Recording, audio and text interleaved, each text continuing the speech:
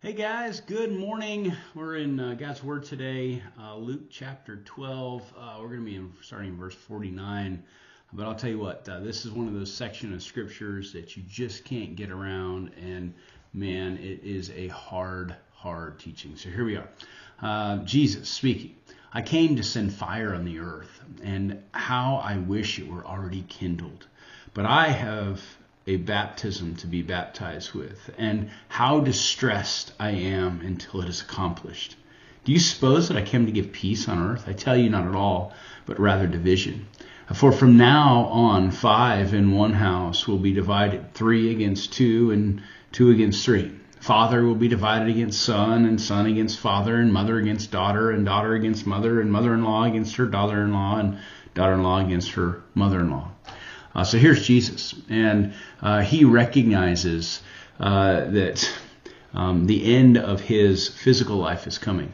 There's this sense of him just wishing that perhaps time had finished, and that baptism which he must be baptized with, to drink the cup of suffering of mankind, would have already passed. It hasn't, and as a result, he's distressed about it. But the reality of it is that for those who choose to follow Christ, there is also a good cost which we must pay. He says in verse 51, "Do you suppose that I came to give peace on earth? I tell you, not at all, but rather division."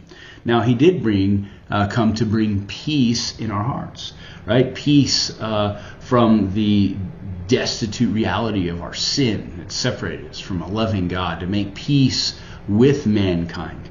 However, that doesn't imply that peace will be here on this earth. And some of the greatest costs in which we must come to a realization that we face is that there will be division. Christ always causes people to be divided. It's something he challenges our heart. The moment that you bring Jesus up into a conversation with an unbeliever, immediately there is a sense of anger and vitriol and or backing up or worry or fear, unless God's drawing them. And then there's an open heart and willingness to receive. But it does cause a bit of division, realizing that you must count the cost. And what is some of that cost? Well, some of the hardest cost is going to be the relationships which we love the most. Sometimes you end up discovering that a choice to follow Jesus Christ means that there will be division in some of the closest bonds and relationships in a home. Now, for the believers of Jesus' time, and I'll say the early disciples, this was very, very real. Much different than even today in our culture, where in their culture, if you were to choose to follow Jesus Christ, you would be 100% excommunicated. You would likely lose your job. You would likely lose a business, a house. You would be giving up a lot to make a decision to follow Jesus Christ. Those in Arab nations and in other parts of the world today face those same devastating realities. But that doesn't mean we're not also going to face them. When we stand for Jesus Christ, it means that we stand for truth, we stand for righteousness, and the world hates us for it. That means those who might be close to us, family members and others, might also reject that work that has happened in our life. But here's the thing, and this is what Jesus is saying. He said, listen, you've got to know that I didn't come to bring peace among men, but rather peace to men.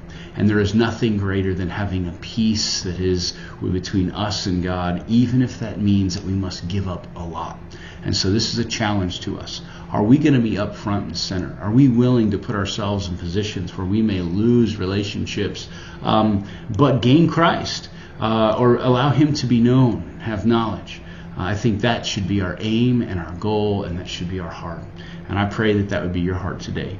Count the cost, what it looks like to follow Jesus, and then go all in. It's worth it, without question, to gain peace with God, even though you know there won't be peace with men. Love you guys. God bless you all.